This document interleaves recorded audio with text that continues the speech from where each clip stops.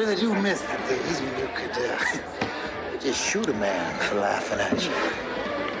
Word of warning, in this establishment, we do not bother to call 911. Cassidy got out, and now it's our turn. God's not gonna kick his own ass. What exactly is the question? My question is, if it breaks the spell and gets us the hell out of here, why don't we just kill her? Let me make one thing crystal clear. You bust up in my office like that ever again, I will cut your balls off and roll them like dice. You gonna blow on them first?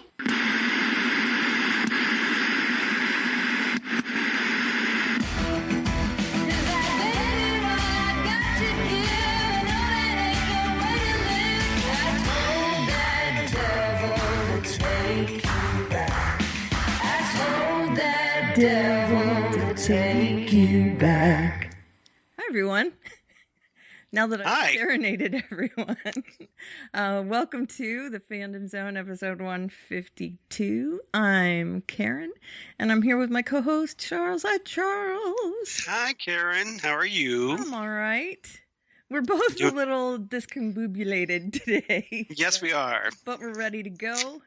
We're going to talk about 4 shows again, and we have chosen The Walking Dead, What Comes After, Legends of Tomorrow, Dancing Queen, The Gifted Imprint, and Daredevil, Please.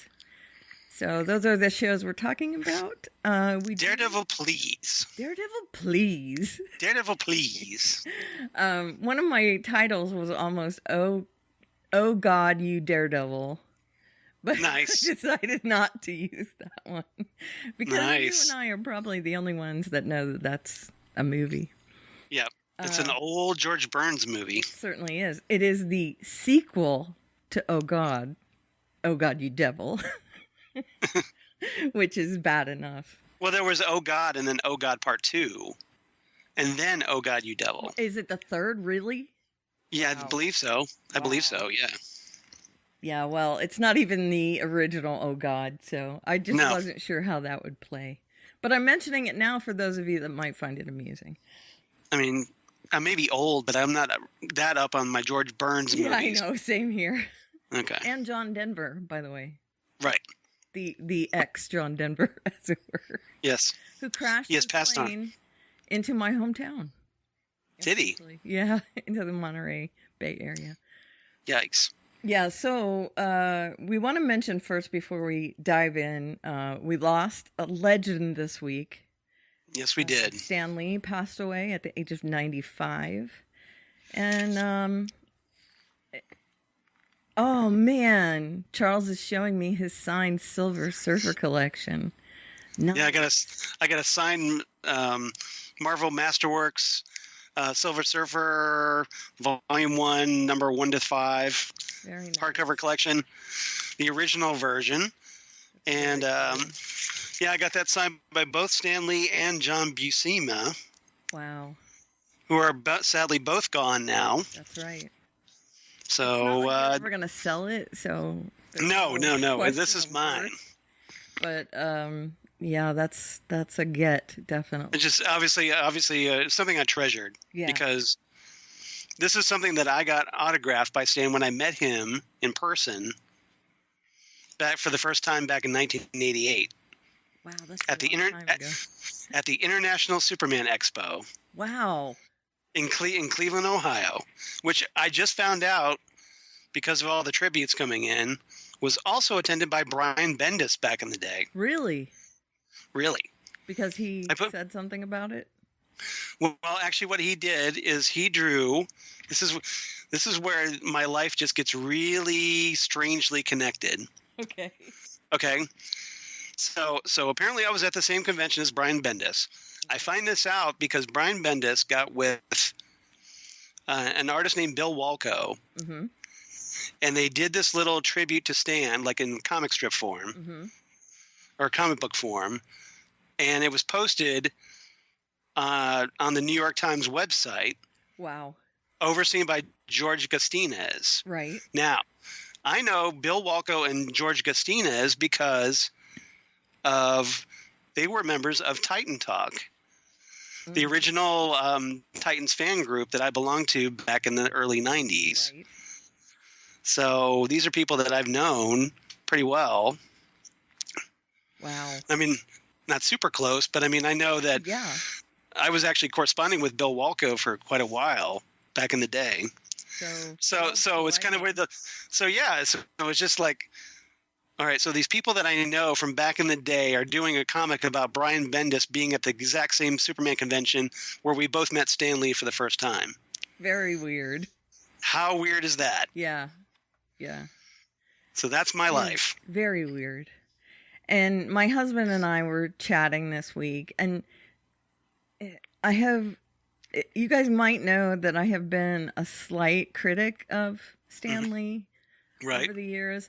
I can't deny his impact on the industry. I mean, and there were a lot of great things he did. Everyone's done bad things, right? Yeah. So he'll still be missed. There are no saints in the comic book industry. No, definitely not. But yeah, so we just wanted to kind of, nod. Yeah.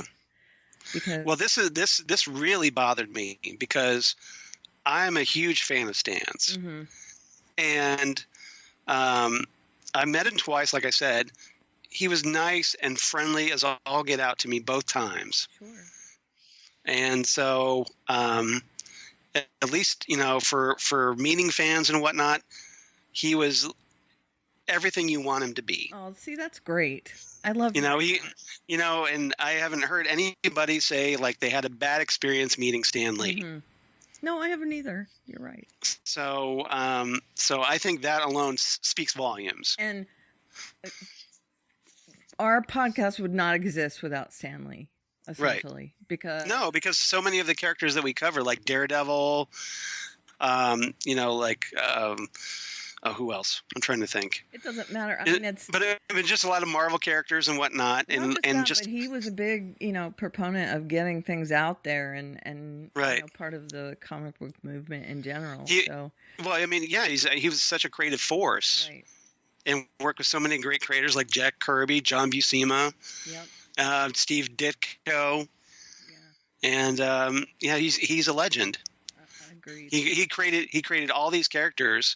Spider-Man, the Hulk, X-Men, Fantastic Four, with all these great artists, mm-hmm. the Avengers, yeah. And just that's a insanely huge legacy. It is very large. I could only dream of having a legacy like that. Right? We'll have these silly podcasts left behind. Well, I mean, these characters are going to be like, even though he's gone, his characters are going to be remembered for decades to come. Yeah. In time memoriam, I'm guessing. I mean, yeah, well, and that was one of the things I posted about is that even though he's gone, like his scripts, his characters, and his stories are going to live on in eternity. That's right. So, not a bad legacy. Agreed. He filled his life. Right. So we definitely wanted to, nod to him and say, without him, the comic book industry would just be nothing, essentially. So. And wherever you are, Stan, Excelsior. There you go. I like that. Okay, so now let's talk about our shows. Shall we start with The Walking Dead? Yes. Okay, yes. The Walking Dead 905. What comes after? Well, this is teleplay by Matthew Negrete, directed by Greg Nicotero, in a very special episode because, hey, it's the last Rick Grimes episode, everybody. Right, episode. Emphasis on the word episode. Right. Because as we learned after this episode aired, literally seconds after it aired, the news broke that they are making movies with Rick. So. But even though we don't know for certain if they're TV movies or actual motion pictures. Right. I don't know that they know. I don't think they know either. Right. But it's supposedly AMC, so I'm thinking TV movies. Probably. Spin-off TV movies. If they could get it in the theater, they would, though. But if it does go to theater, one, it wouldn't surprise me. Yeah, me either. And two, it could be pretty cool on the big screen. Yeah, it would be pretty cool. I know that they've showed selected episodes in theaters, like premiere episodes and landmark episodes. All right. It wouldn't be a huge leap to get that. So basically, him, as Rick, he's going to be reprising Rick, and then Pollyanna McIntosh, the character, the who's also known as Anne or Jadis. Right. She's going to be joining him in these TV movies.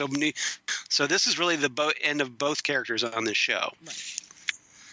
So we decided we would cover The Walking Dead. And yeah, it's kind of a big episode. It is a huge episode, and not just for that. I mean, there's a lot of things in it. Well, we got a lot of returning Walking Dead stars in this episode. We did. A lot of touchy feely, like. Yeah. Like heart wrencher. Grab the tissue box and go like, oh, I remember. It was literally Scott Wilson's last performance. Yes. So there's that. I mean, can we talk about more dead people this week? Yeah. Well, it is The Walking Dead, so I guess it's kind of... But I mean, he's dead in I know. life. You know what I mean. I know. And they dedicated the episode to him as well. So. As well as they should. So, yeah. So on top of Stan Lee, we've lost Scott Wilson recently. Right. And thankfully, my wife Lori got to meet him before he passed. Oh, that's awesome. And got his autograph. That's awesome. So, and she said he was really nice. Oh, yeah. So, it's always the nice ones. I know, isn't it? Well, no, not always, but most of the time, yeah. Generally, yeah. The people you don't want off the planet are off the planet. The ones that you want off the planet stay around forever. Right? Yeah. All right. So Universe. My storyline titles. Yeah. Quote unquote dead, but not forgotten. That's Rick and his 3 ghosts of apocalypse past. Right. And that's including Anne Save, so that whole story. B story is he loved Lucy. Yeah. So should we have called this the Rickmas Carol? Yeah. See the Rickmas Carol. Rickmas Carol. Although with Carol in it. Oh, I see what you did there. Yeah. So he loved. Lucy. How about a Rickmas, Carol? Okay, that works. It's a Rickmas Carol. It's a Rickmas Carol. Nice. Thank you. Now we've really talked that point to death. So yeah, we have. Okay, yeah, B story. He loved Lucy. Yeah. That's Negan in jail. And C story is jumping with Judith, which is nice. The jump forward and all that. Yeah, we had time jump. Right. So the main story, of course, is Rick and his 3 ghosts of apocalypse past. I had not made that connection to like that kind of maybe ghost of Christmas past, present, and future. Yeah, well, I mean, now that you bring it up, they're all past, but they are 3. I mean, people that get visited in 3s that are that's kind of a trope. So right. He was visited by. Oh my God! What's the guy's Shane? Shane, thank you. John Bernthal. Right, Shane. The Punisher. That's right. So hey, it's Rick Grimes and the Punisher. Boy, they had a laugh about Judith being Shane's kid, didn't they? And Rick took that pretty well. Yeah, he did. Well, at least while he's dying. But Shane was in pure Shane form. Oh, he was definitely douchey Shane. And then he gets visited by Herschel. Right. And then by Sasha. Sasha, thank you. Sonequa Martin Green, fresh from the Discovery in the 23rd century. That's right. She flashed back from the 23rd century. She did probably slingshot around the sun to come back into time to return back to. And that might be why they jumped forward. It was because in my head, Star Trek and The Walking Dead are connected. Yep. Yeah. They're in the same universe. Definitely. I've declared it. All right. So he gets visits from these 3 quote unquote ghosts. Mm-hmm. Probably hallucination on all 3 counts, but who knows? They've been very meta when it comes to, faith and things like that. And then he also has a hallucination of his literal present with Michonne and and all his friends telling him he needs to wake up. Now, all three of them told him he had to wake up. Yeah. Because Rick, as you know, from the cliffhanger from the previous episode, was wounded. Yeah, he fell on rebar or something. Yeah. Basically, he decided to become like a rebar sickle. Yes. And impaled himself on some rebar thanks to that horse. Yep. And which he gets right back on. Well, you know, I'm thinking it's all like revenge from all the horses that Rick got killed over the course of the series. Mm-hmm. And you know, just recently, a guy went back to save a horse when Rick told him not to, and ended up killed. Right. So that's karma, baby. Horses are trouble. Horses don't forget, apparently. You forget elephants. It's horses that don't forget. That's true. And so he finally does wake up just in time to make it to the bridge where they're going to get inundated by walkers, and there's explosives that failed to go off. And he decides, well, I'm already hurt. You know, there's not much for me to do, so I'm just going to explode myself. And then we got a lovely view of these charred zombie remnants floating in the water. Right. While Anne looks and sees Rick on the bank. Yeah. Kind of, you know, mostly dead. He's mostly dead. Right. And well, you know, of course, everybody else does the like, oh, Rick, no. Yeah, Michonne especially. Yeah, because everybody. So here's the thing: that everybody thinks that Rick's dead. Right. Except for, of course, Anne Jadis. And whoever she's taking them to. And yeah. So they're the only ones that know he's alive. Yeah, and I'm assuming in the movies we're going to find out what that's all about. Right. So she has promised whoever these people are in the helicopters, she has promised them an A. I don't know what that means.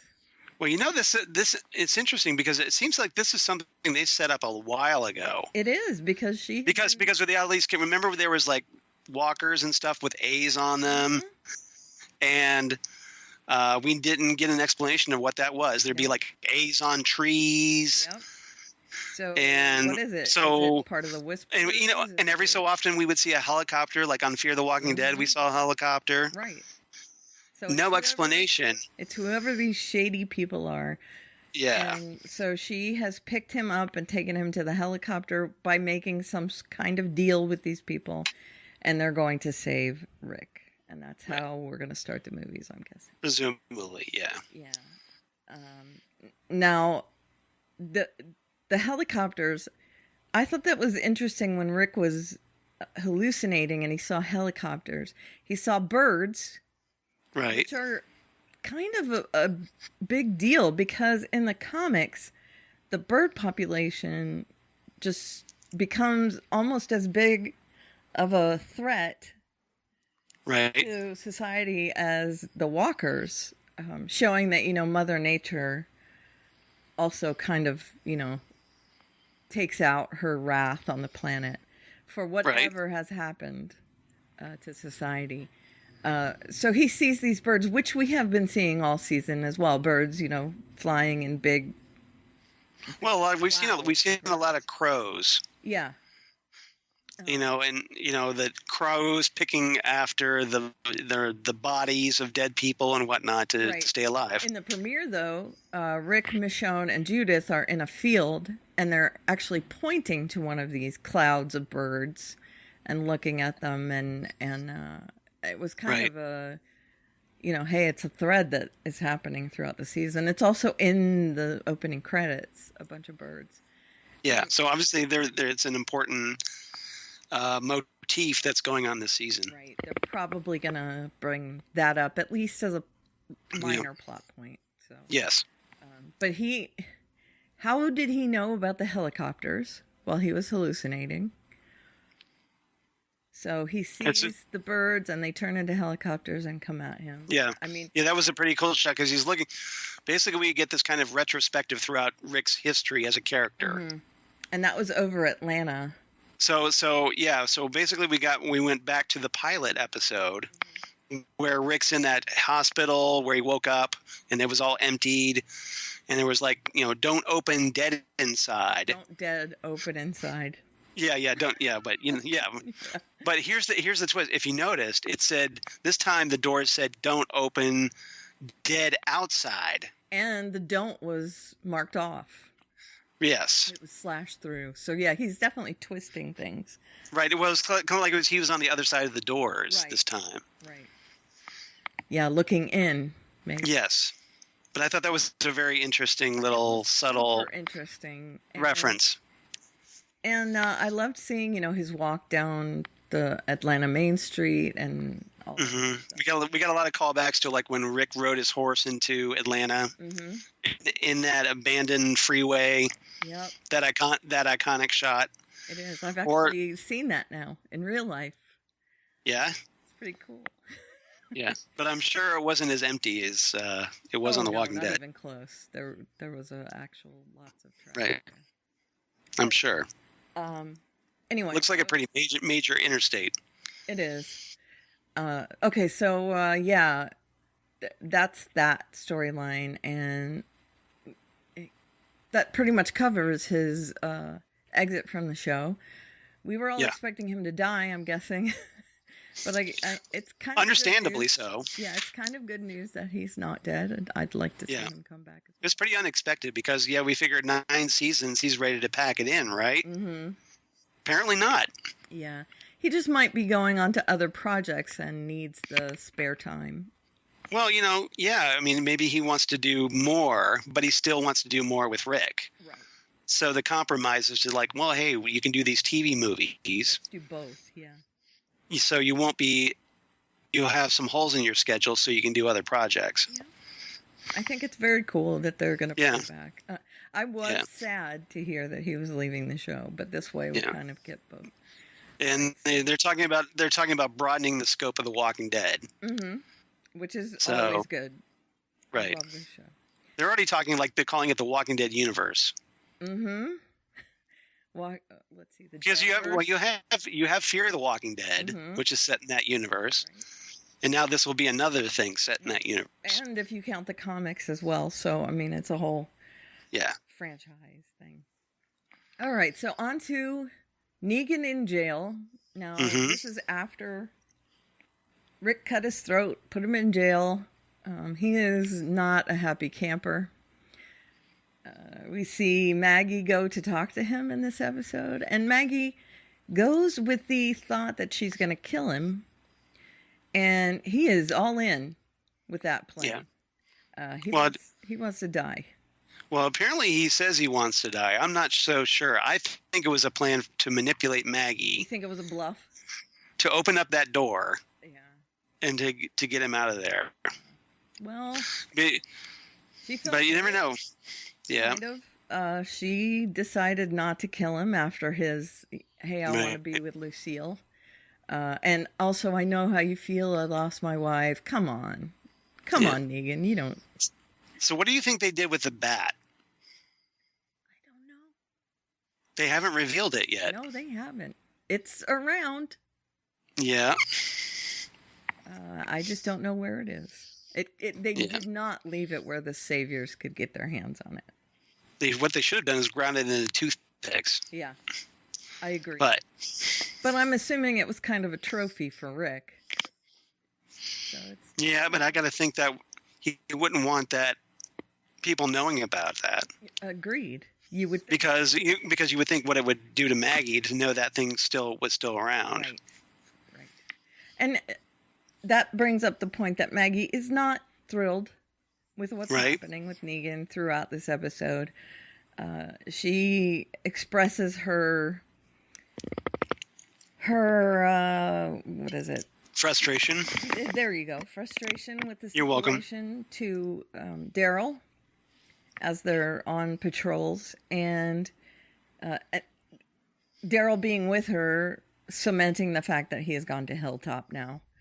Yeah. So they're out on patrols, and because they're both like wanting, like, why is Negan still alive? Right. Why is he still alive, and why are we working with the saviors? Right. And they both really are disquiet. We should have just killed them all. There's much disquiet on both of their fronts. Right. So, and also, this is the episode where Daryl goes into the forest, right? Yes. Yeah. So Daryl is off in the forest, at least as far as this episode. And this might also be Maggie's last episode. It might be. Because Lauren Cohen, I guess her contract negotiations fell through. Right. I think she just wanted to leave. I think she did too, because she's already picked up on another show, Whiskey Cavalier, on ABC, I believe. Yeah. Which will probably get canceled after 6 episodes because Whiskey Cavalier is a horrible title for a show. It is. They're call sign letters. Yeah. But yeah, I'm horrible I'm thinking title. that she'll still be on a few episodes, but Yeah. I don't think it's going to be a lot. And with a time jump, they could easily say, well, maybe she died, or she went away, or she took her kid and then just left. Right. Bugged out. Yep. Yeah, okay. So then we have Jumping with Judith, which is the show actually jumping a number of years. Right. We're not told how many. Michonne. I'm thinking 6 years. Yeah, about that, I'm guessing. Because of how old Judith looked, and yeah.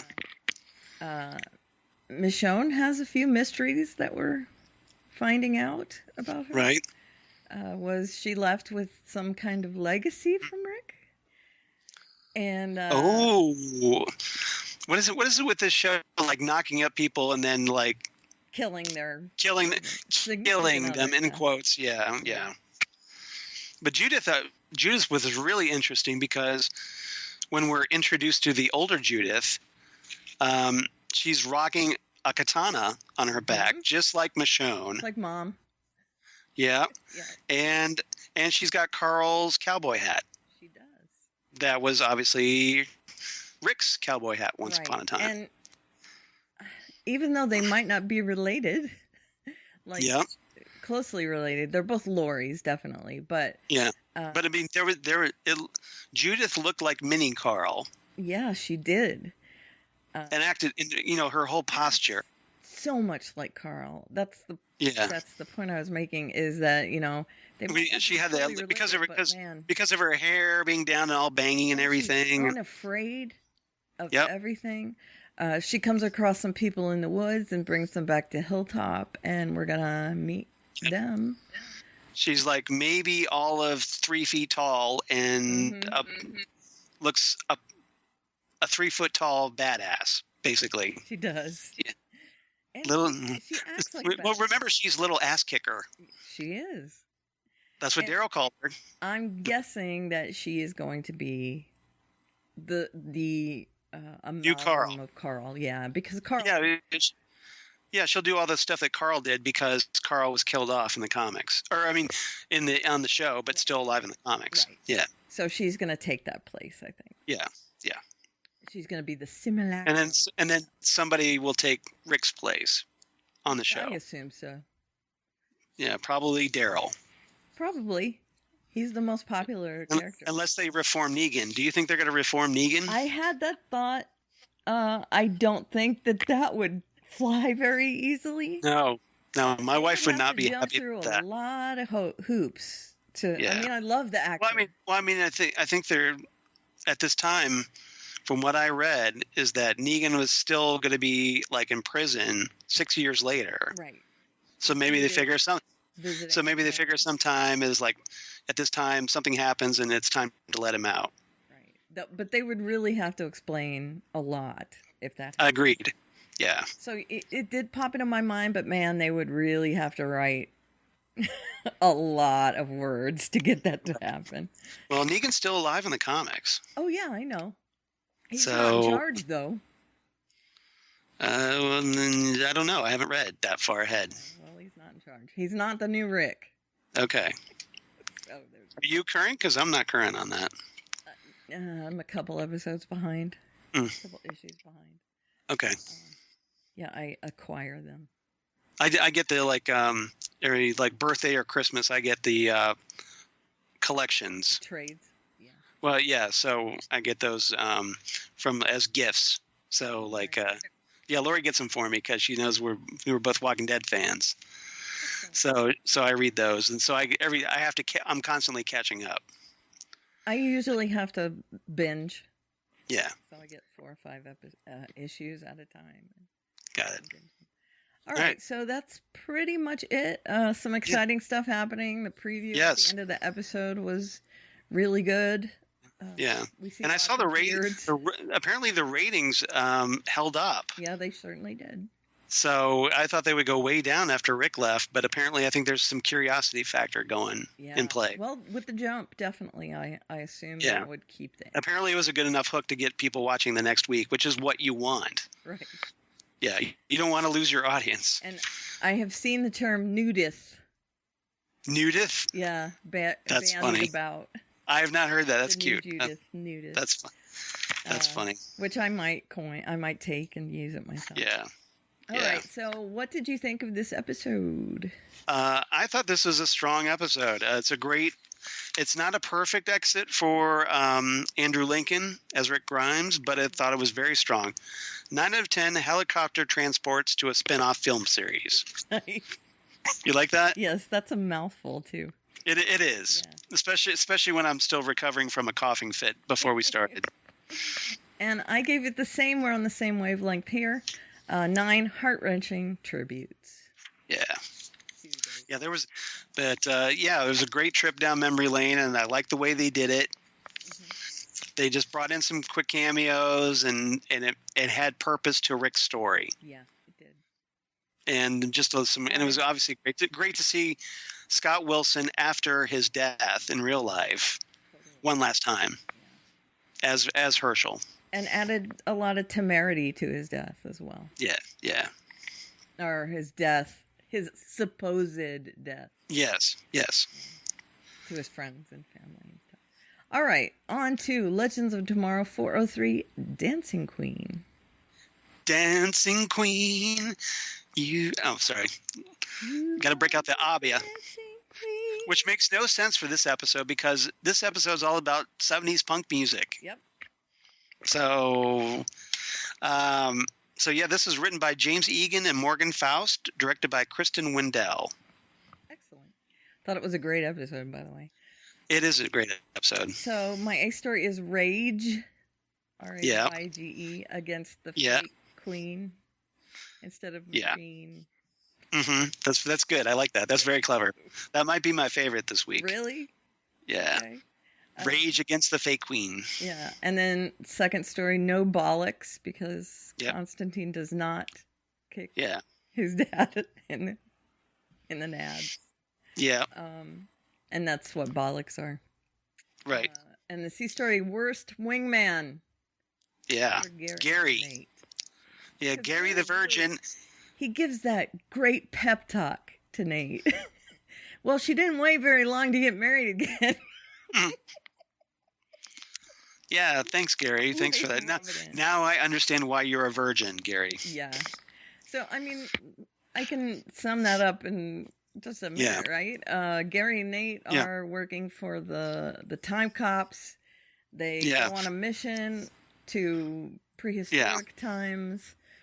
I guess they set things right. It's still not clear whether they have or not. Yeah, I'm not quite sure what they did. They just traveled back to 760,000 BC. Yeah. And started walking through a jungle, and then there's there's a saber-toothed tiger here. Right. And then they just go running back to the Time Bureau. Right.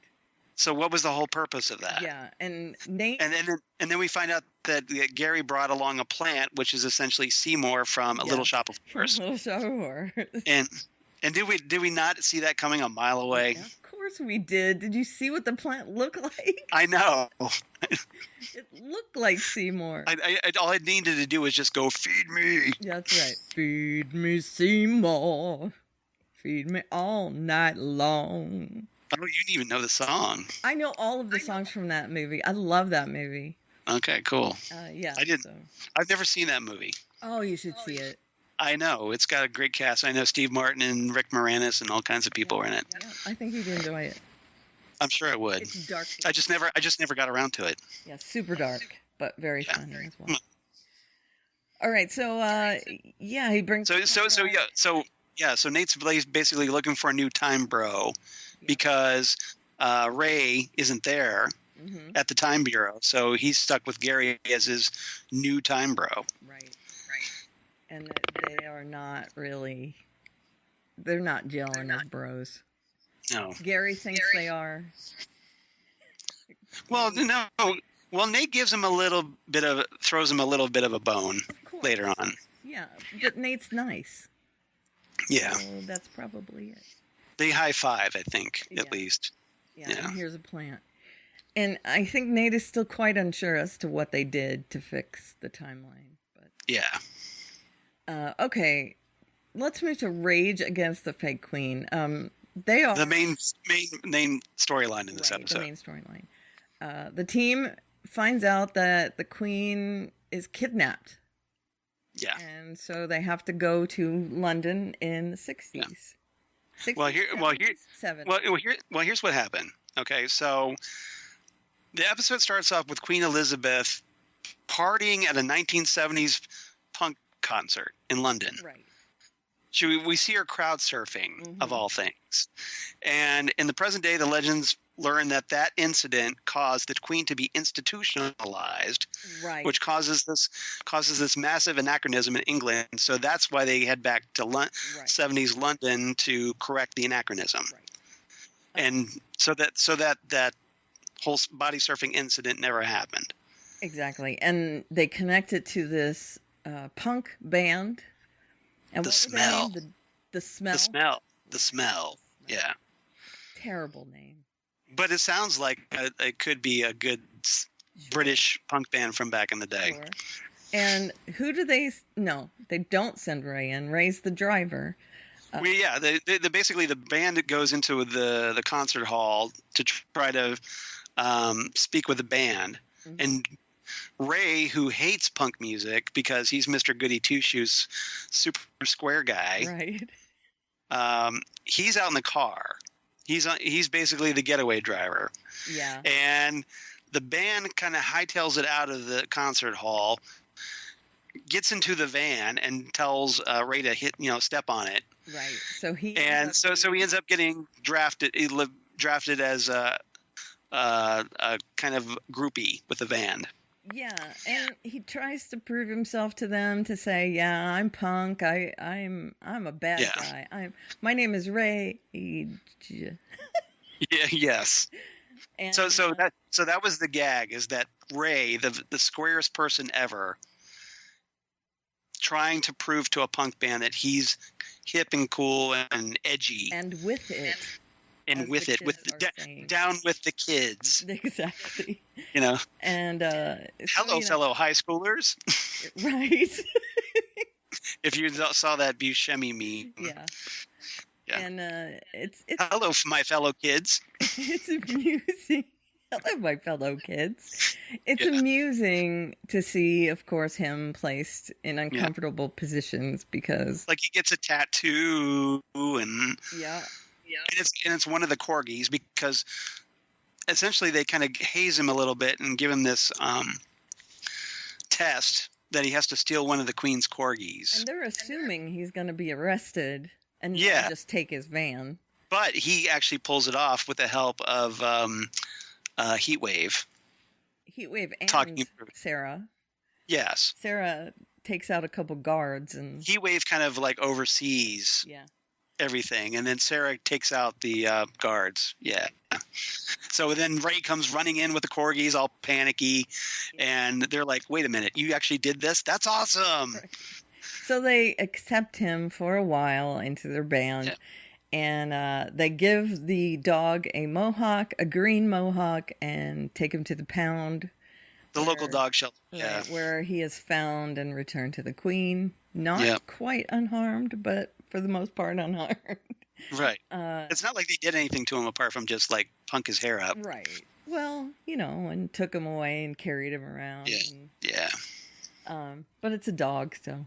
But they didn't do any actual harm to him. No physical harm to the dog. Yeah, so it's not like they're evil or anything. I think Ray was worried. Yeah. And then Ray ends up cozying up to this the band's leader, Charlie. Right. A female Charlie. A female Charlie. Yeah, we should. Yeah, we should. It's this show, so we should specify that. Although, yes, she might not be female. Right. We don't know for sure. Yeah. Because we know that's not her real form. Right. She said because she assumed that form from a toothpaste ad. Yeah. So we don't know whether she's male, female. Yeah. And of course, because of having this kind of gender non-specific name. Mm-hmm. Charlie, exactly. Yeah. That it could be anything. So turns out but she's a shapeshifter, which is how she can do this. That's her. That's the anomaly. Yeah. That they go to fix. And they decide they're going to kill her and send her to hell. And Ray, of course, is saying, why do we need to do that? All she did is shapeshift. Yeah. She wasn't trying to hurt anyone. Yeah. And we kind of got the hints of Ray actually standing up to the legends. Very much so. Very much so. And Charlie goes through these pleadings with our time team, turning into all the different various members of the team. Yeah. Including Amaya. And so we get the return of Maisie Richardson Sellers as a completely different character. A completely different character. She turns into Amaya from the disco band with like Afro when they were doing their whole Brady Bunch thing. Right. And while she is in that form, Constantine puts the whammy on her and fixes her into locks her in. Form. Yeah. Right. Yeah. So they take her back onto the Wave Rider as Amaya, which is how to get Amaya back on the show without disrupting her timeline. And we already see that Ray and Charlie have a bit of a bond, so of course they're going to become romantically entwined. Yeah. Hopefully she's actually female. Well, maybe just Ray's okay with it as long as physically she's a woman. Probably. And she looks like Amaya. Yeah, that's true. Yeah, so it'd be kind of hard, because for one thing, Maisie Richardson Sellers is very attractive. Super attractive. Yeah. But how awkward is that going to be if he has Ray has feelings for Charlie, who looks like Amaya, and then Nate comes because that's coming down the pike. Of course it's going to come, and they're such big bros. And they're time bros, Yep. So they're the real time bros. Yeah, exactly. So they may not be after that. Right. And there's no going back to England in the 70s without Constantine popping in. Right. They did How great was that? They did not want him to go for that very fact that he should not be there. And he did make a mention of his band, which I love. Yeah, we got a mucous membrane reference. We did. So as Karen and I, because once upon a time we had a little podcast called Dangerous Habits, the Constantine podcast. Yeah. I keep thinking we should have played our Constantine theme. I know. I was running late. That's all right. That's all right. But on top of that reference, the mucous membrane, because that's John's punk band from the comics that he was in. We also got to see John's father and mother. Yep. And got the backstory because if you're familiar with John Constantine from the comics, you know that what happened was that when John was born, he and his stillborn twin brother, although they didn't mention the twin brother, no, they didn't, but they eventually the delivery ended up killing their mother, right? And the father. and then John's father blames John for his wife's death. Right. And takes it out on him at every opportunity. Right, throughout his entire life, and which is one of the things why he turned to magic. Right. So, and I love the fact that, hey, we actually got that introduced. I know. We didn't get it in his solo show. Yeah, Constantine. Yeah. We got it in this show. And I love it only had 13 episodes, right. So I love that they condensed it into this little nugget of information that came all at once. And yeah, so as Constantine fans, this was a big episode for us. Huge. It was great. First of all, I love him mentioning punk because that's a big deal to him, and him going back to England and them not letting him join in their reindeer games. That gives him the opportunity to go visit his mother. Well, he didn't want to. Well, you don't think so? Well, maybe, but I don't know. I do. You think so? I think he got called out on it. But it worked out because with the time travel element now, this gave John Constantine the opportunity to see his mother, right? Which he's never done in the comics because obviously she's dead. Right.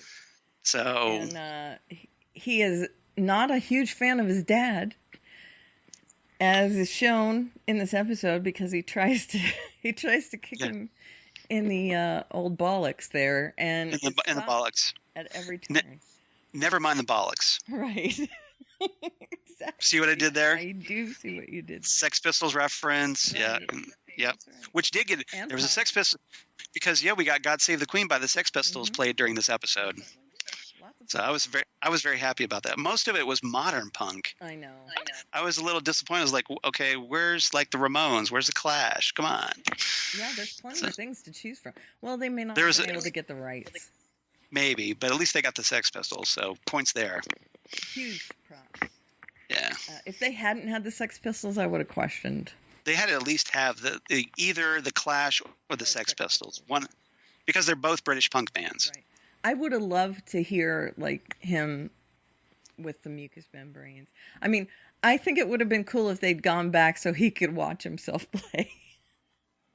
They still could, maybe at some point in the future they'll go back to a Mucous Membrane concert. That would be awesome. And we'll see, and we'll have older John meeting younger John. Would be so cool, wouldn't it? That would be a great episode. And if not, call me Berlanti's verse. Right. Berlanti Productions. I will be more than happy to write that episode for you. So I think that was super satisfying for me, the Constantine thing, and you. Yes. To see the Constantine story and to get more backstory on him inserted into the Berlanti verse. Yeah. And we also got to see Mick talk about how he hates John Constantine because that was good. Tie. Yeah. A tie is a arrow pointing to the fact that they always lie. And I was like, what? What are you talking about? Let's put this in context. It's from Heat Wave. Yeah, I know. So, yeah. This is Heat Wave logic. He has gotten much smarter over the course of the show, but he just does not like John. Well, he just still has his grudges. Sure. And yeah. I think he doesn't like John because there's so much alike. I agree. 110%. So maybe we'll finally get an episode where Heat Wave and Constantine are put together and they have to work through their differences. In an ice locker, and there's something like that, or in hell, or in hell, because of all the heat and flames and whatnot. Fantastic. Yeah. Okay. So maybe they go to visit Captain Cold in hell. Do you think Captain Cold's in hell? Well, he died selflessly. That last act. So maybe they'll resurrect him from the dead or something. I think he needs to come back at least a little bit.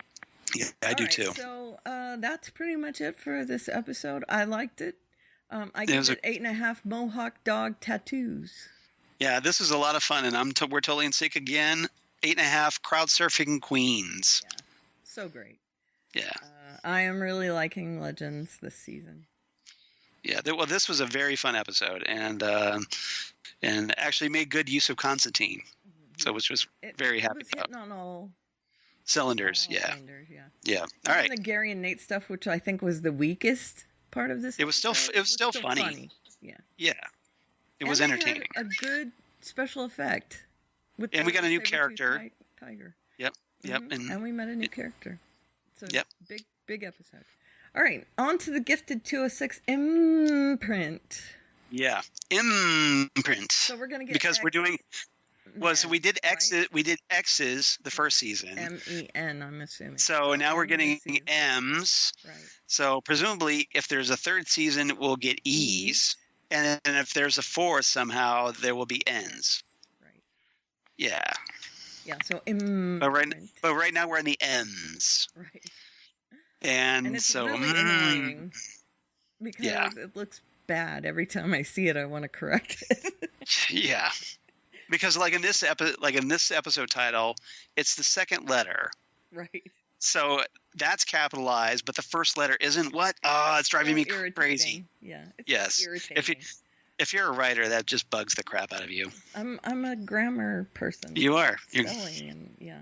Yeah. Really So this one was written by Don Camosche or Camoche, and Ariella Bleher. All right. Hope I'm pronouncing. If I'm not pronouncing that right, I apologize. Blar. It's Blejer. Blair. Okay, Blair. Yeah, that's what I'm guessing. Directed by Michael Goy. All right. And so And what's our agency? My A story is Attack of the Clones. That is the Cuckoo / Esme's backstory plus Lorna. That was big this episode. It was a Got huge. some major background on the Stepford Cuckoos. That's right. And the B story is stigmatized testing. Get it? Okay. Standardized Yeah. testing. I see what you did there. Yeah. And the C story is Jace's Mortar, a play on Ace Reporter.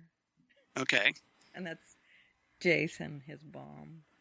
Oh, I see what you said. I see. That's good. Okay, now I get it. I was trying to figure out where you're going with mortar. Reporter. Okay, got it. I get it now. I don't know. Okay. It's dumb, but it's the only thing No, I it's could fine. think of. That's all right. That's all right. They can't all be winners. Yeah, so Jace is still at it. He's Yeah. working with. It's like, dude, let it go. It's cost you your marriage already. He's been roped into this whole group that now is in. Yeah, now he's with a hate. Now he's with a hate group. Right. And did you not a good look. We got a little cameo by Peter Gallagher, who's going to be in the next episode. Known most probably for While You Were Sleeping, but he was also in a million other things. So Peter Gallagher appears on the TV. In the next episode, he's taken to meet Peter Gallagher. From what I hear. So is this like one of the big wigs of the hate group? I think so, or at least an influential. I kind of think that he might be kind of a Fox News kind of guy. So he. Okay. So maybe he's media. Yeah. Okay. Well, he was on the TV reporting on. So basically, Sean Hannity. Right. He was reporting on the news. Yes. Yeah. Reporting on the news of the mutants dying in that. Got it. In that church. Yes. Okay. So I remember. Blows up a church and kills Shatter in this episode. Yeah. So we did lose a character. Now, granted, it wasn't one of the major characters, but it was one of the recurring ones. Yeah. So and he was actually one of the cooler ones because he had this cool look. Yeah, it was neat looking with the. Yeah, it was because we found out that he was basically his skin was crystalline, which is why he had that look because he had tried to kill himself. Right. And cracked his crystalline skin. Not unlike Arseface. Right, only it looks cooler than Arseface. It looks amazing, and Arseface. He doesn't look like an arse. Looks terrible. Yeah, but I mean that's kind of a. If anything else, it should be Crackface. Right. But Crackface. There you go. Ask exactly what. See what I did there? Yes. Arseface, Crackface. He does reveal in this episode that to Reed that he tried to kill himself when he couldn't control his powers. And I think that is the thing that allows us to handle his death, I guess, because he didn't want to live at one point. And so this is his get out of jail free card. Well, I can end my life and also do good at the same time. Yes. Yeah, because he does sacrifice himself to protect the others. He literally Right. And Ray, not Ray. Jace shoots him with a armor-piercing bullet, which takes him out. Shatters. Yeah, basically, like we see all this kind of crystalline fragments fall out of his body, and there's like a cavity where all that crystalline. Jace being just the horrible person that he is, takes a piece Right. of Shatter home with him. Yeah, like a souvenir. Terrible person. You are the absolute worst, Jace. Yes, Jace. You are. You are the worst. And Yeah. then we did get some interactions between Reed and Thunderbird. Thunderbird. Thank you. Yeah. Thunderbird. James Proudstar. That's right. And Thunderbird. Or no, I'm sorry, John Proudstar. James is his brother. Okay. He So, is trying to train Reed how to control himself. He actually incites him to use his powers against his will by making Right. him super angry, proving to him that, hey, you can't control yourself. We got to get Yeah. you under control. We got to teach you how to control your powers. So essentially, like, Thunderbird has become the Cyclops of the Mutant Underground. Yeah. He's the leader, and he's the guy that, is trying to continue Charles Xavier's dream. Right. Of, making sure that mutants don't abuse their powers and Right, and also teaching them how to use them right. to protect themselves. Right. Yeah. So that's what he's doing. Reed does not get his entire lesson, however, when they're thrown into danger. And he ends up using his power to lead them to safety while Shatter sacrifices himself. Right. But understandably, before this, Reed was pretty freaked out. Oh, yeah. And I was thinking, like, well, it's going to make going to the bathroom really awkward. Right? With Yeah, that 'cause he kind of disintegration had the powers. tinnitus thing happening where everything only touched only disintegrated so he was afraid to even hold his wife right. because it wasn't able to control it. That's why he was so desperate. Like, he's going, teach me how to control this, so like I can touch my wife again. Right. So yeah, that's pretty much what was going on, and he disintegrated a wall to get them out. Yeah. Now, the main part of this episode, which was surprising to me, had nothing to do with the good guys. Although they may be turning Esme. Well, that's the big question of the week, isn't it? That is Esme flipping Right. on Reva Page and the whatever their group is called. I Yeah. don't remember. It's a dumb name.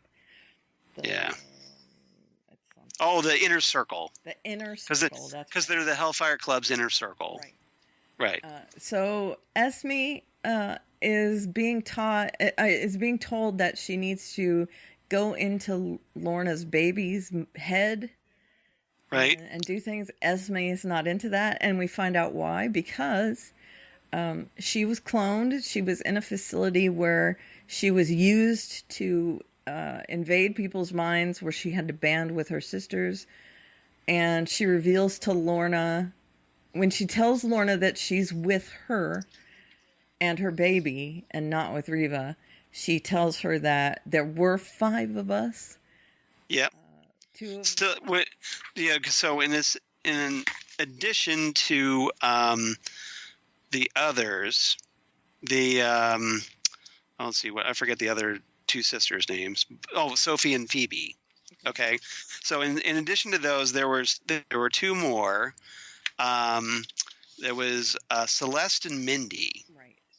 And apparently they were kind of being bargained with in order for Esme and her 2 sisters that we know now to do their bidding. So, we'll hold these 2 hostage unless And so I have a theory. Okay. Really quickly. I don't mean to interrupt. Apologies. My theory is that I think something's going to happen to Esme, and she's going to get replaced by like Mindy or Celeste. Yeah, because they were kind of belittling her in this episode, calling her soft. Yeah, and they were kind of annoyed because Esme had gotten burned by the I forget what it was that Eclipse gave her. Right. And so they're like, well, we have to wear last year's fashions because of you. Right. Because they all have to dress the same. So it's have to dress alike. So they're totally mean girlsing Esme. Right. Themselves. And which is essentially, but their sister. Right. And so, which is one of the reasons why I think Esme is going to flip.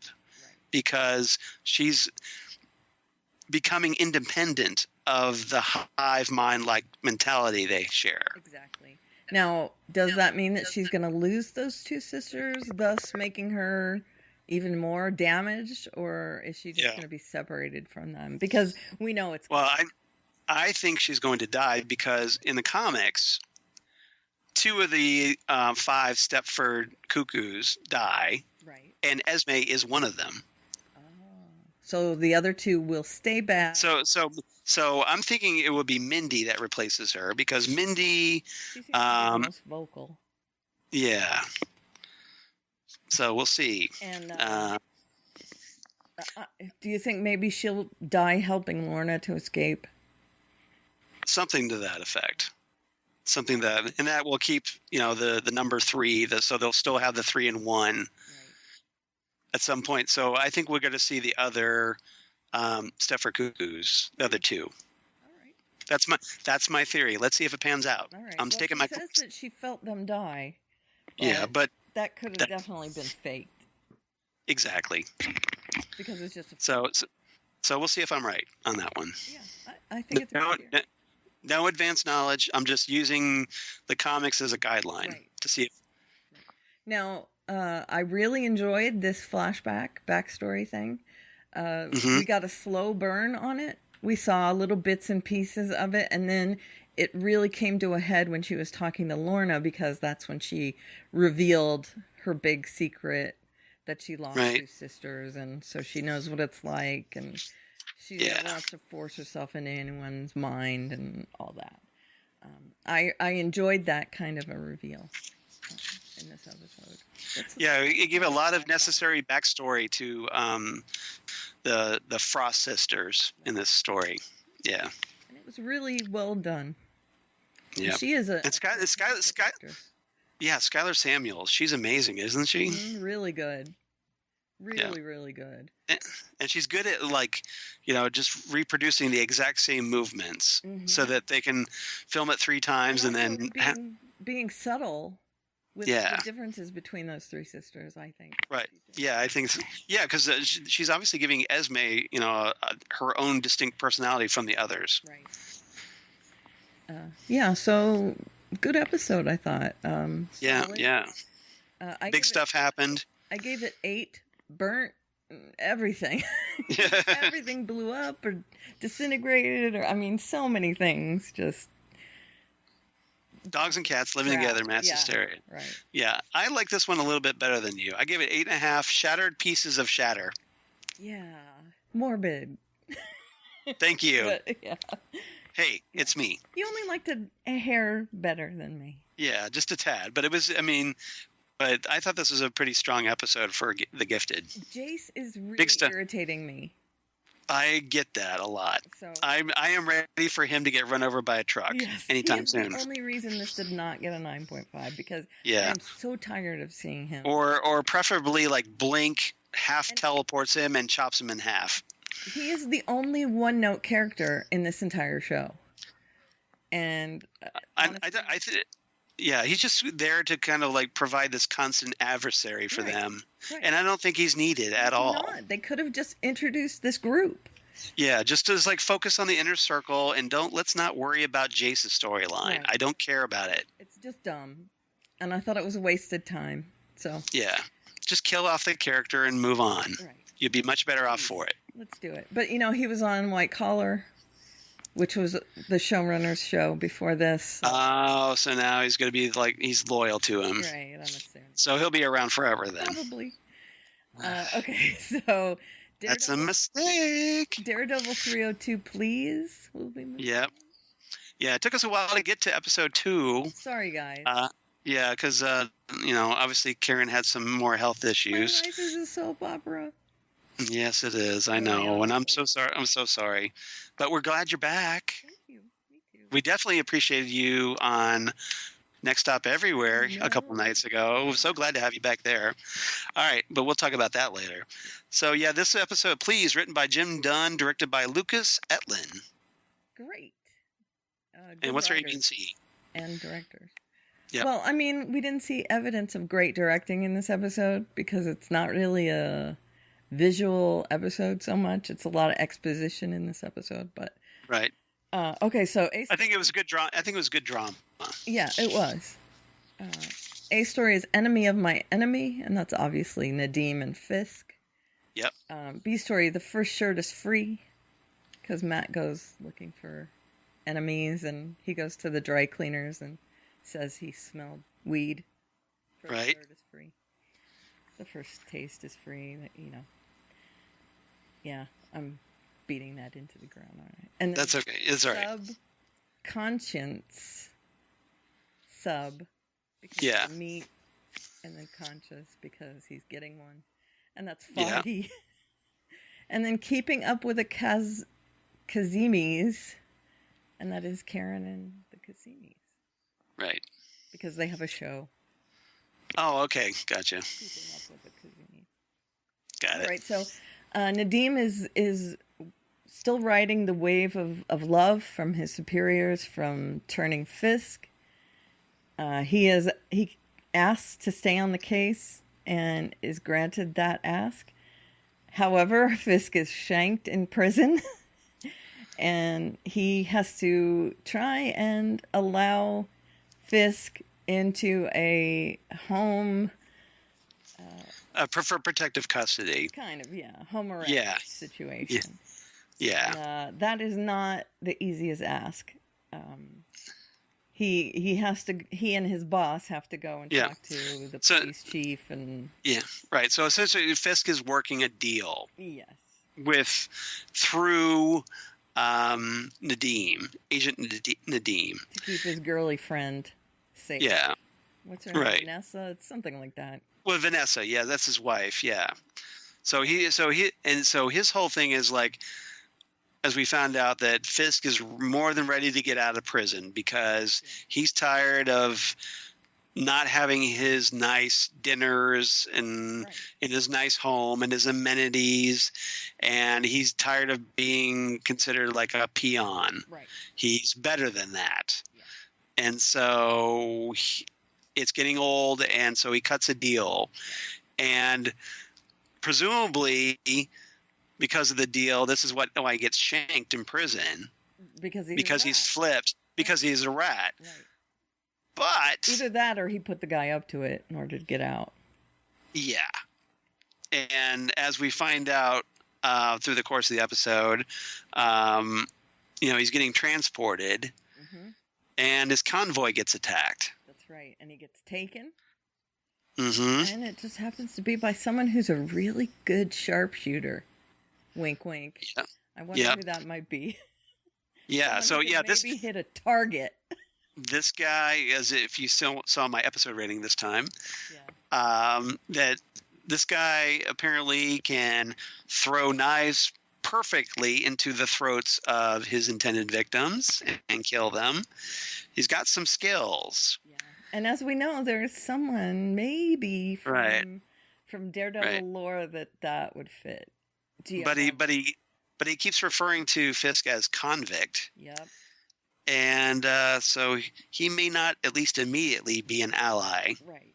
Now, to the king. Of course, is that Fisk and this character get closer and closer to meeting in the middle, and it turns out that Fisk is going to enlist him. Yeah, because what had happened is that the Albanians try to attack the convoy. Mm-hmm. And they're cutting their way in, and that's when the person shows up, right? And attacks, kills them. It's the future Bullseye, obviously. Exactly. Yeah. Let's just talk. It's much easier just to say, "Hey, Bullseye shows up." And well, the future Bullseye. I don't think he's Bullseye future Bullseye. Yet. Yeah, he's not Bullseye yet. Yeah, he's not Bullseye yet. So proto Bullseye. Proto Bullseye. Yes. Yeah. The quasi Bullseye. Bullseye. Yeah. Bullseye. Yes. Air quotes. Yeah. So that. Right. Run like the wind, Bullseye. No. Oh wait, that's Toy Story. It is. Did you see the trailer? I did saw the trailer. I did. You guys need to watch the trailer for with Toy Story. Forky. Yeah. New character. So yeah. All right, the first shirt is free. This is Matt goes looking for the guys that beat him up in the last episode, and it's based on the smell of weed that he got from the van. Yes. That it was a dry cleaning van, so he smelled the dry cleaning solution and the weed. So he tracked down Cheech and Chong, and Yes, pretty much. Weed in a van, definitely. Or to make it more modern, Jay and Silent Bob. There you go. Thank you. That's one the kids might. That's the reference the kids might actually get. Either if people don't know who Cheech and Chong are, it's pretty obscure now. Really? Yeah, there's pretty obscure. I think so now. Yeah, there's. They know Jay and Silent Bob are. Especially Kevin Smith's a big weed user. So yeah. Well, you guys let us know. Or Seth Rogen. They know that. Yeah. Okay. Seth Rogen and Seth Rogen. Yeah, pretty much. The two Rogans. The two Rogans. Yeah. Yeah, so he goes looking for these guys. He tracks them down and cuts all the power. I love that he goes in to the dry cleaners and he's talking to them and he's like, "Do you have a flyer?" And he feels the guy's hand. It's like, I don't have it in Braille. Yeah. Well, I've got seeing friends. Yeah. He feels the guy's hand and that he's missing a finger, which, that's the big tip. So that's the guy. Right. Yeah. Oh, I see what you did there. And he goes to the basement in his ninja. Yeah, he's in the back in the Daredevil season 1 garb. Right. Ninja Devil. Ninja Devil. Yeah. He goes to the basement, he turns off all the power, and he ends up taking them all out. Because of course he doesn't need to see. No, so it puts them at a disadvantage. He's perfectly the same. Right. Well, not perfectly the same, but the same as but my point is that he's the same as he was before with the lights on or off. Right. And it's not a disadvantage to him; it's a disadvantage to them. Right. And it's not a clear win. I mean, he takes them down and gets out, but he's still recovering. Yeah, he's still having a really hard time. And then there were other scenes as well with him in the convent or the orphanage. Yeah, where he's with the Sister Maggie. Right, and there's flashbacks to him as a youth with the father. And Father Lantom. Right. And then, of course, near the end of the episode, he's told that Wilson Fisk is out of jail. So he doesn't just find these enemies, he finds an enemy. So that is him looking for all of his enemies in this episode. There's also a bit where... It's just kind of like when his hearing comes back, that's the first thing he hears, is that Wilson Fisk is out of jail. Right. He also goes to the hospital and lets... the daughter of Casimis know that he was the one that saved her father and saved her. Right. So a little run in there, and we'll move on to the keeping up with the Casimis. Karen is tasked with interviewing because he is a big shot developer, and talks to the daughter who wants nothing to do with reporters. Yeah, she kind of wins her over by saying that people thought she killed her brother. Right. So they have something. So that's that. So it's like, well, yeah, I know what it feels like. Right. So that apparently breaks the ice. Yeah. And so they chat, and when she hears that she was saved by a ninja guy, she figures out that Matt's probably alive. She's suspicious, at least. Right. Yeah. And she has hope because remember, she's already been hoping that Matt's still alive out there somewhere. Right, because she's been taking care of his apartment. And Foggy's the one who's like, oh, he's dead. Move on. Yeah. So she goes to see Foggy, who is having Thanksgiving at the butchery with his family. And, we finally get to see the butcher shop that Foggy's mentioned several times. Yeah. And so we meet his family. We meet his brother Theo and his mom and his dad. And a host of other unnamed. Yeah. And Theo took over the store because Foggy had to go off and because he had, his talents as a lawyer. Right. Now, can I just add here, cougaring, that Theo, he can be on every episode Oh, you're good with Theo? I'm okay with him. Were you all? Well, yeah, he's a little Sawyer from Lost. Look. Do we get the sound effect? There we go. Yeah, that's definitely cougar worthy. I'm sure he's quite young. Yep. So yeah. So you're saying we need to keep this subplot, is what you're saying? I think 100% we need to keep Theo on the show. Okay. He is so essential to my viewing pleasure at this point. Karen getting a little ginger action. I don't know. Is he ginger or is he just? I think he's ginger. Okay, well, Foggy's ginger. Foggy is. He looked kind of chestnut haired. Okay, well maybe it's it could be the lighting too. No, Yeah. I'm sorry. It's not like that. He's just cute. Yeah. Okay, so Foggy gets visited by Karen at the butcher's while he's there, and Karen says, "I think Matt's alive." They have a bit of a talk, but the main he's all what? Yeah, what? The main gist of this storyline, of course, is to puncture Foggy's little privileged life. He is developing a bit of a conscience. He's not happy with maybe, helping out all the 1%ers. Yeah, he's missing that Matt was a crusader. Yeah. And he's missing that bond they shared. Right. And because I do that feeling that it was them against the world. Right. And I do think that he considers himself kind of in a gray area. Yeah. Like, I'm not really the good guy anymore. I'm helping some people that are real dirtbags. Yeah. And he has a chat with Theo and says, "Hey, thanks for taking over the shop." And, and he talks about having, a bit of an issue with where he is now. And his father pokes him. "Oh, yay. Why do you drink this really expensive swill?" stuff?" Yeah. And it's like and a Pabst Blue Ribbon. No. I'm just kidding. VR. Yeah. Yeah, so this whole episode, I think the theme was like prisons. Being in a prison of your own making, being in a prison of not having all your senses back, being in a prison of the paparazzi is always intruding on your life. That's really insightful, Karen. You're absolutely right about that.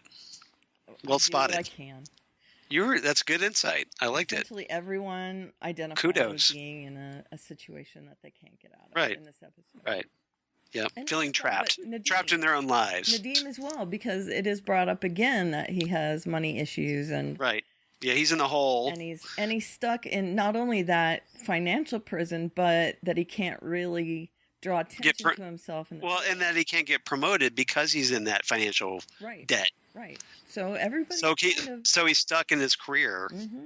Everybody's. Which is one of the reasons why he wanted to reach out to Fisk, because he maybe saw a way to kind of jumpstart his climb back out. Yeah. Yeah, get out of the hole that he's in. Right. So people trying to get out of their prisons in this episode. Yep. Well done. Okay, so what did you give this episode? This was a strong episode. Daredevil season 3 has been hitting home runs so far, as far as I'm concerned. 9 out of 10 from me. Knife bullseyes because hey, bullseye. Right. And bullseye. I was just a hair lower than you, but it's a high rating, 8.5. Yeah. Hanging soccer balls, and let me tell you where I got that. In the butcher shop, there's a bunch of hanging meat up behind. Yeah. One of them is a soccer ball. In a net. Interesting. And it's hanging there with all the other meat. I wonder if it was like a specially wrapped meat. No, I don't know. It's a soccer ball. Okay. Okay. Well, maybe just. Okay, that's funny. That's funny. But yeah, I found it super amusing, so I thought I'd use that. I'm gonna have to go back and look for that then. Yeah, it's where he and Theo were chatting. It's right above their head. Right. You mean you actually looked at something besides Theo? Yes. I'm not that hyper focused on my cougarism. Just teasing you. Especially when there's something that weird jumping out at me is a soccer ball. That's funny. Yeah, so 8.5 from me. Very strong. I miss the action sequences. So this was Yeah, a but- little light on that. Well, you don't have to worry because I'm like a couple ahead of you, I think, because I've been watching once a week with my parents, Lori and I. There is an amazing prison escape. Awesome. Matt goes into a prison and has to battle his way out of the prison, and it's fantastic. Excellent. It's probably once a season, Daredevil has this insane fight. Huge fight scene, yeah. That's like a continuous shot. Right. This is this season's, okay. and it's amazing. Great. So I just found that like maybe the flashbacks with Matt were kind of. I can't wait to talk to you about this episode. It's so good. Good. I can't wait to talk So about it. so yeah. So Something again, I definitely thought it was look strong. forward to. Right. I thought it was strong. It probably would have been a 9 for me if it had had a little more action in it. Got it. But this is a good character episode. Yep. All right. Anything else about these shows before we move on? Nothing for me. Because I believe we have some feedback from Justina. Ooh, let me play it. Welcome back, Butterfly. Hi, Karen and Charles. Another super week of superhero TV. Here we go. Alex really rocked the kid and Supergirl, and Lena did too. Alex trying to keep the DEO running despite having all that worry for Kara, and Lena putting Brainy back on track so that he and she together can solve the kryptonite problem in the air.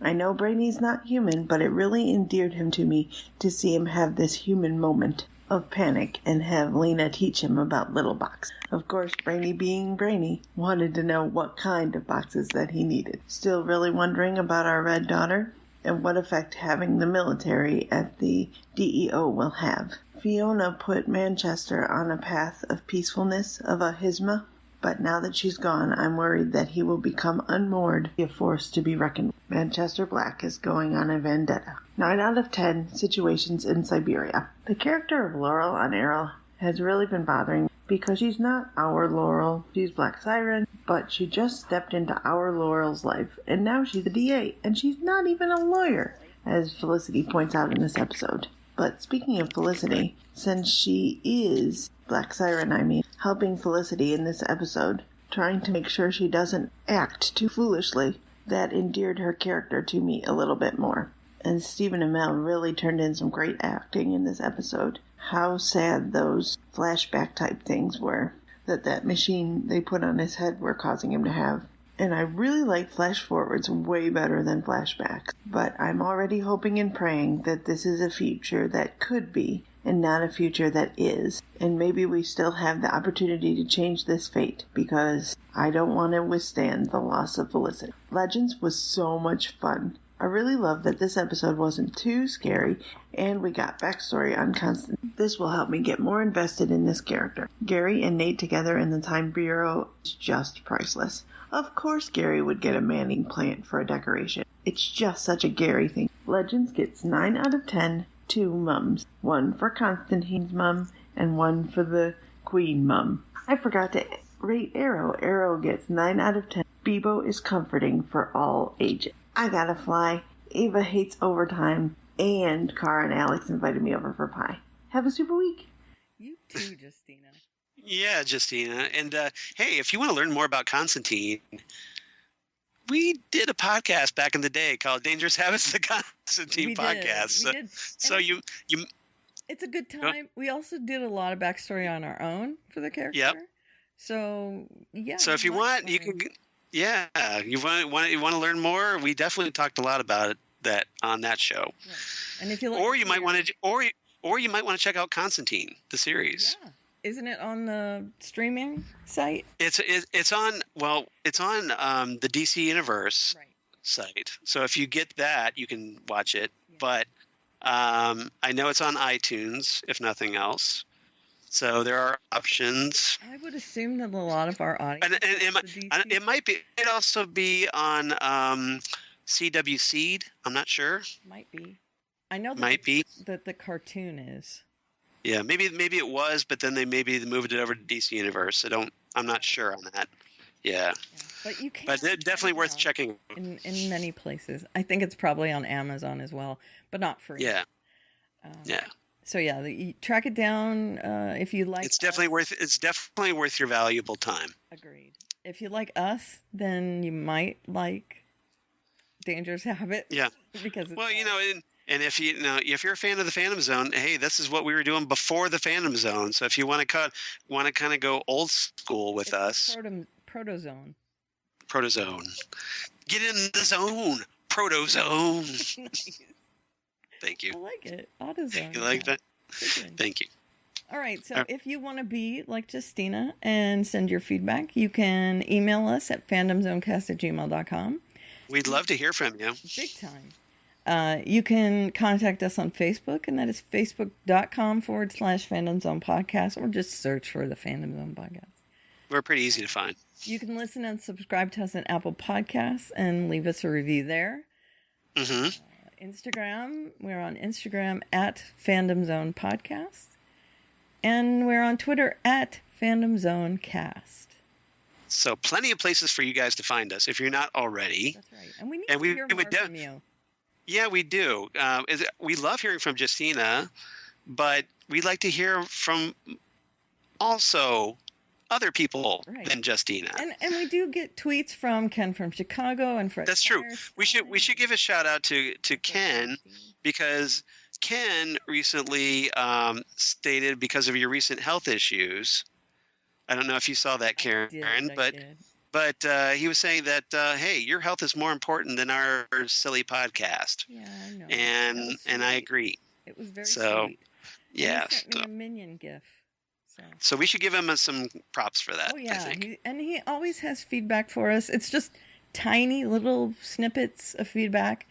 I should gather those and put them onto the document to read. But we love hearing from Ken, and we love hearing from Fred. Mm-hmm. But if any of you anybody else out there, we'd love to hear from you as well. So please tweet. Let us know what you think. Let us know what you think of the podcast. What are the shows you want us to cover here on the Phantom Zone podcast, if we're not doing that already? Right.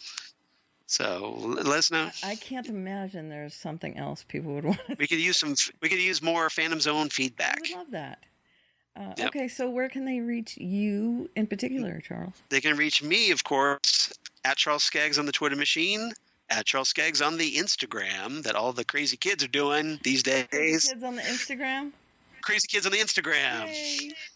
And Facebook, of course, at Charles Skaggs in Hilliard, Ohio. And my blog of geeky things. Damn good coffee and hot. Damn good coffee and hot, where I talk about all the shows that we talk about here on the Phantom Zone podcast and more. In addition, I also talk things. I know. Or my I've got you in your ritual, don't I? I do. Yep. Yep. And like Lois and Clark with cats. This is why I love you. You're the best. Aww, thank you. So, but yeah, all the shows that I talk about are all the podcasts I do for Southgate Media Group, and including Next Stop Everywhere, the Doctor Who podcast that I do with you, Karen, and also Jesse Jackson, my partners in time, as we talk about Doctor Who. Speaking of Jesse. Speaking of Jesse, we also do Titan Talk, the Titans podcast, which is one of the shows that we don't cover here on the Phantom Zone podcast. Well, mostly because you cover it with Jesse. Exactly, but yeah, that we talk about it there. So if you're a fan of the DC Universe series Titans, or the upcoming Young Justice show, or Doom Patrol, which looks going to look amazing, right? And so amazing.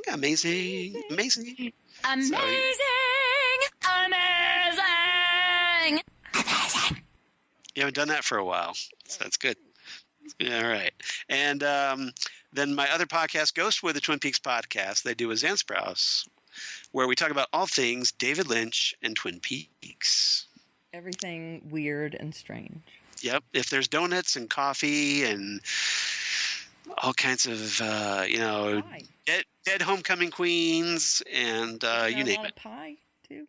A lot of cherry pie. Diane? Hot damn, that pie is good. Diane? I love this. So, yeah. All right, and you can get in touch with me at Eleveria on the Twitter machine, ALEVERIA.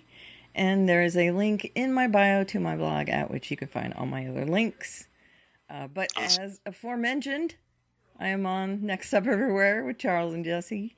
and I made my triumphant return after 1 week. You did. Off. Yep. It was only So 1 week in that case. It was only 1 week. Well, you were under the weather, and we were just glad that you were able to feel good enough to talk. So, Karen, we just recently recorded episode 124 of Next Stop Everywhere, where Karen makes her triumphant return, and that's going to be called Demons of the Punjab. If you want to hear the latest of the Phantom Zone on Next Stop Everywhere, the Doctor Who podcast. And there is a little taste of the Phantom Zone near the end of that episode, isn't there? Yeah, because Jesse decides to go walkabout, he buggers off and is foolish enough to leave Karen and me alone. Right. So hilarity ensues. And Phantom Zoneness ensues. There's much shenanigans. Exactly, and there was much rejoicing. Right. Yeah. And by the way, so he'll never ever do that again. They put everything Monty Python on Netflix, so I'm going nuts with that. A lot of documentaries too, which I love. Well, and also the Turkey Day marathon's coming up. So, yep, Turkey Day with Mystery Science Theater, new season of Mystery Science Theater. So, lots of good stuff to geek out about. All right.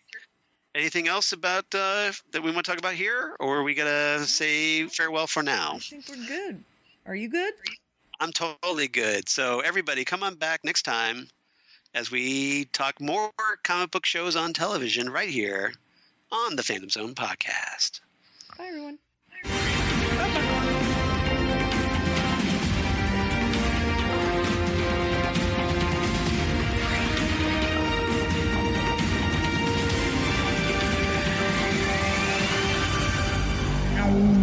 Wow. Excelsior!